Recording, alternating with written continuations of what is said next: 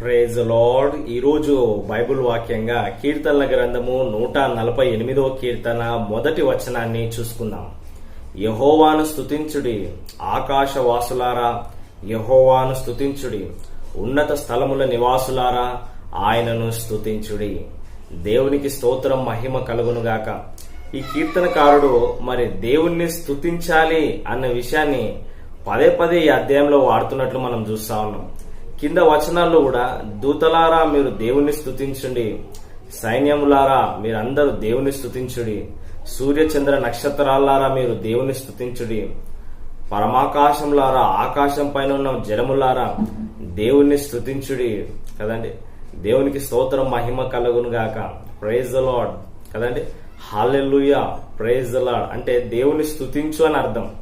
హల్లెలూయా, దేవునికి స్తోత్రం, దేవుని స్తుతికి మహిమ కలుగును గాక. ప్రైజ్